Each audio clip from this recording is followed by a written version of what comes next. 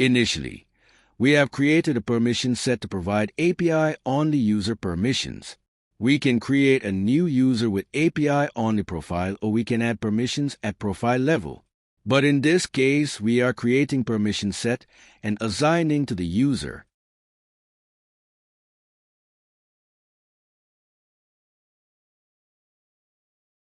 After assigning permission set to the user, we have created a connected app with required auth settings.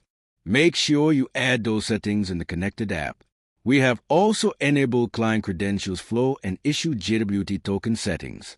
Make sure you have unchecked other settings and only enable which we mentioned.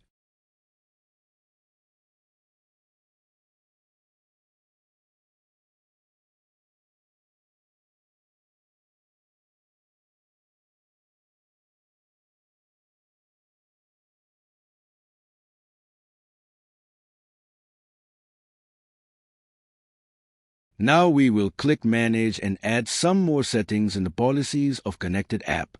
We kept all the by default settings.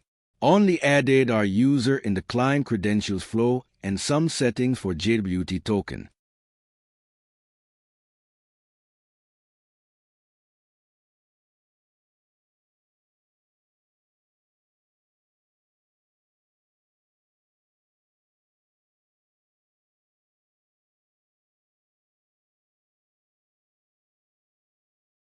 Now, we need to add our connected app with our agent.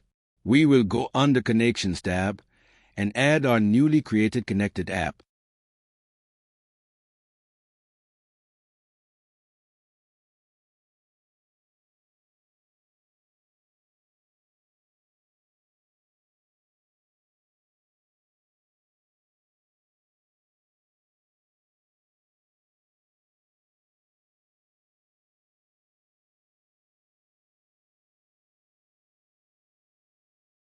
We can get the agent ID from the URL of this page. Save the agent ID for future use.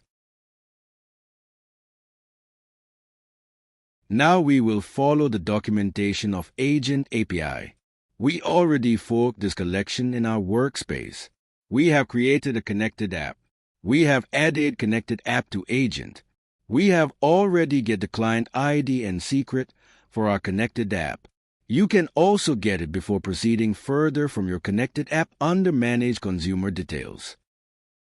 Now we need to add some information in the variables of API collection. Variables are already present. We just need to add information there. API host value will be already present there. In our domain, we need to enter our my domain, client ID and secret of our connected app. Our agent ID need to mention an agent ID variable, and we have created a variable to save access token value. Now when we come to the start session post request, we need to pass a JSON with external session key which we can generate ourselves using code. In endpoint, we need to pass my domain URL.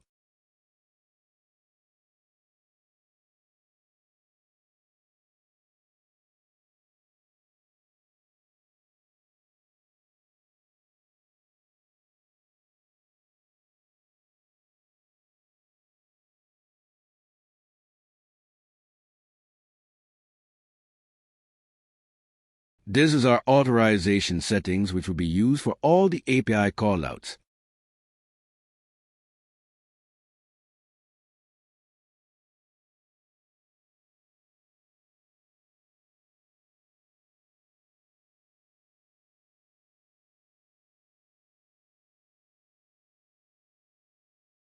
Save this access token value in the variable we have created.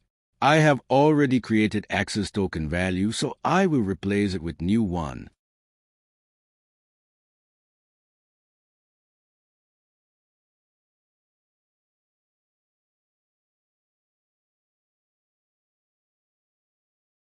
These header settings we need to do for start session post request. Make sure you have added latest access token value in the variable.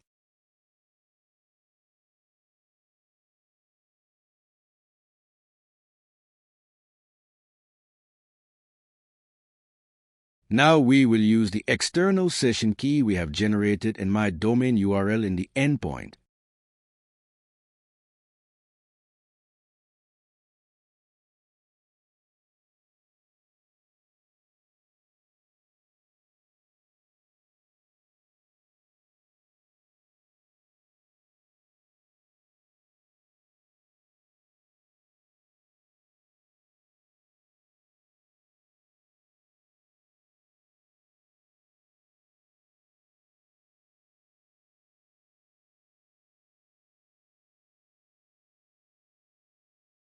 So we are getting success and our agent has been called. Now, we will send some message to our agent using send message synchronous post request. Review its header settings we have done and body before making call out.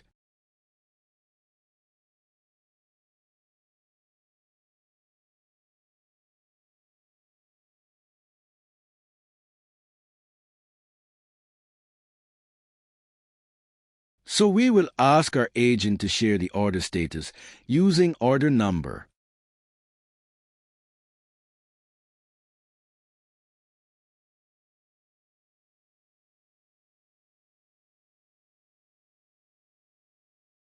Sequence ID you can provide yourself. These are the header settings we need to call out for sending message to the agent. Make sure your variable is having latest used access token value for all the callouts.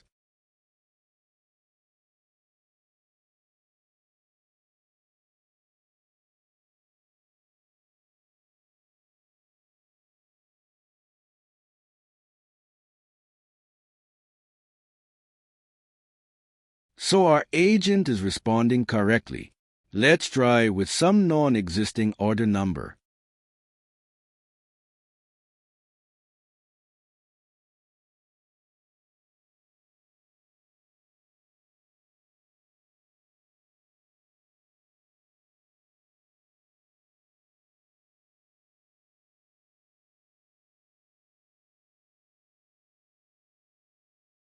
This time it's not able to share the order status as the order number doesn't exist.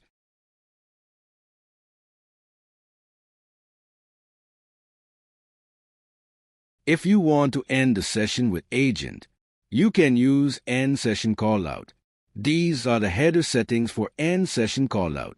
No need to pass anything in body. Once we click send and response is OK, then session will be ended.